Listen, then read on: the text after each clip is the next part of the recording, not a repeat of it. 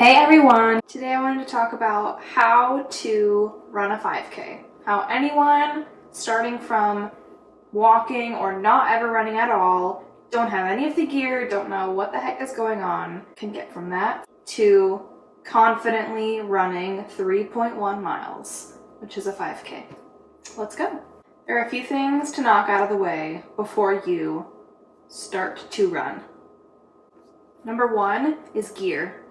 Running gear, so like what to wear, what kind of shoes to wear, that sort of thing. So in terms of like what clothes you want to wear, my rule of thumb for how much clothes to wear so that I'm warm enough but I'm not overheating is if I put all my running gear on and I step outside and I'm like just a little bit chilly while I'm like standing still, that's perfect. Overheating is a thing.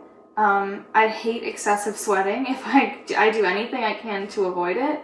So my go-to running outfit is a pair of 3/4 length or full length tights and like a sports bra and a tank top, or a sports bra and t-shirt, or a long sleeve. Honestly, the top is really the only thing I switch out when the weather changes. Another important factor of what you're wearing is that I would recommend wearing comfy, stretchy clothes. You want to have very good range of motion, you know what I'm saying? You want to be able to do like squats, lunges, all that jazz, and to be able to move your arms comfortably back and forth. I know in some cases folks will chafe under like their arm, in between their arm and whatever piece of clothing they're wearing, because there's like a really big seam right there, and they end up rubbing their arm back and forth against that, or like an itchy piece of fabric or a tag or something. Get rid of all that.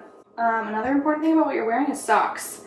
I used to make this mistake all the time, and I don't know why. It just wouldn't get through my thick skull. You gotta wear good socks when you're running, because you can get blisters so easily when you're running based on what kind of socks you're wearing specifically. Like shoes are a different story. You know how like a lot of times with hiking boots, if you're getting blisters, they'll recommend that you change your socks out, that you like size up to a cushier sock, or that you get those socks that have like double lining so they'll slide on each other instead of your foot sliding on the sock or the shoe.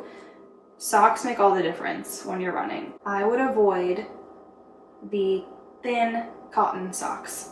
I used to wear the KB socks that you can buy from Costco. A big reason to avoid those thin cotton socks when you run is that your feet will sweat, and that will lead to blistering much more quickly. Let's talk about shoes. If you've never run before, or if you haven't done it in a while, or you're just looking to get more serious, I would recommend going to get sized for a pair of running shoes at an athletic store. You want running shoes. You don't want Converse or Vans or shoes that you can probably get away with wearing to the gym, like to lift. If you have some running shoes in your collection already and you just want to make sure that they're going to be suitable for the job, make sure that they can lace up tightly, and take a look at the eyelet holes where the shoelaces are going through. A lot of times you'll see the wear on those eyelet holes like first before anything else.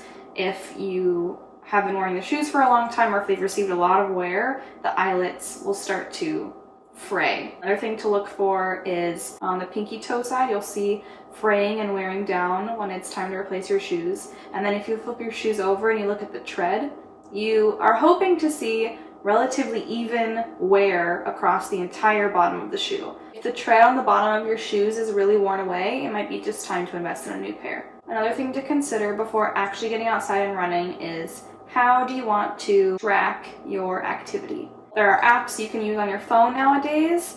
I think the Apple Health app can help you track your steps and like your miles moved, but I believe it's a cumulative for the whole day, and it's not really an application that you can go into and say, okay, I'm starting an activity, keep track of what I'm doing right now. So I would recommend, either if you're going to be running with your phone, a lot of people like to do that for safety and music reasons, I would recommend downloading an app that is for running specifically, and it will usually sync to like satellite location, or just use your GPS to track how far you're running, how fast you're going, how long you've been running for, yada yada, those sorts of things. I personally like fitness watches. An Apple Watch will do, like if we're talking, if your goal is to run a 5K, you can easily get by with an app on your phone, or if you like want to run at a track, for example. A track is a quarter of a mile around, usually in most high schools and college tracks. And so if you go around a track 4 times, that's 1 mile.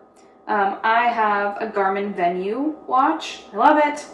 It does everything I need it to do. Before this, I had a Forerunner, and it's nice to have all of the information I want to see about my run on my wrist. How to start, how to go from 0 to 5K. I would start by walking 3 miles, or whatever distance you want to achieve. Just knowing that I can move my body for that many miles is a big peace of mind for me. Then you know that if you do decide to embark on a 3-mile run, you know that if you hit a wall in the middle of it and you just can't, you can at least walk the rest, right? My mom is a runner, and one thing she always told me growing up, when we would go for runs together, she'd be like, come on and run with me, like it's just gonna be a chit-chat pace. So you can get out a breathy sentence and have a conversation with somebody you're running next to. That's chit-chat pace. Along the same lines of walking 3 miles at first, just so that you know you can, is to run 1 mile, just so that you know you can. One strategy to get you to running a full 5K is to run a quarter of a mile, walk a quarter of a mile, run a quarter of a mile, back and forth until you reach 3 miles, and then you can slowly change the ratio. So you can run 3/4 of a mile and only walk a quarter of a mile and until you get 3 miles, or you can do half a mile running, half a mile walking. If you are starting from 0 to wanting to run a 5K, I would recommend running 2 to 3 times a week. And it doesn't have to be the full 3 miles every single run, but I would recommend reaching the full 3 miles at least 1 run a week. Let's talk about food. I would recommend not eating anything 30 minutes before you run. So if you're going to be eating something and then running later in the day, make sure that you give yourself at least a 30-minute waiting period after you've stopped eating before you start running, because you're just going to feel it. Like your stomach will feel heavy, and that's because it takes between 10 and 30 minutes for all of the food to exit your stomach into your intestines. Make sure to hydrate once you're finished. Something that I never used to do because it's work, but has changed my life since I started, is about 2 years ago. I sat myself down and I was like, okay, we are going to use a foam roller to roll and stretch out my legs after every single run for 10 minutes.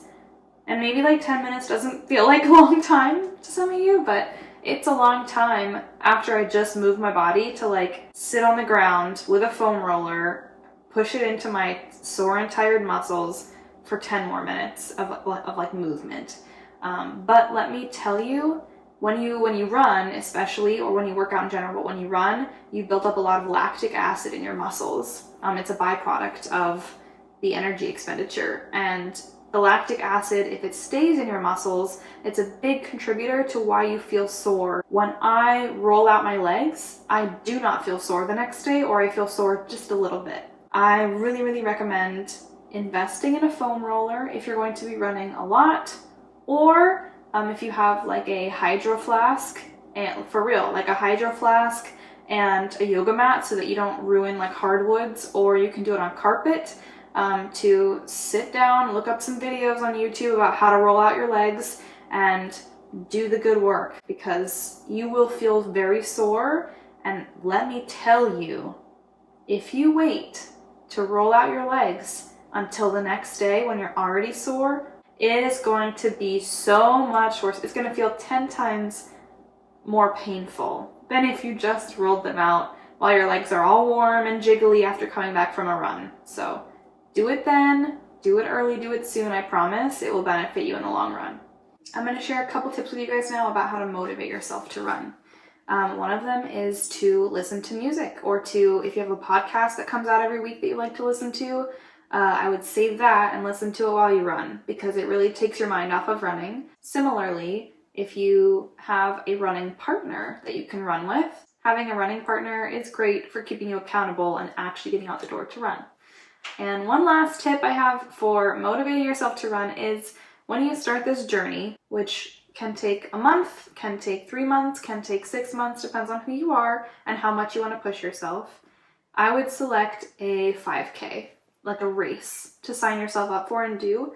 They range from being free to like $65. There's a wide variety of different kinds of 5K races. Some of them are flat, some of them are hilly. You can look them up online.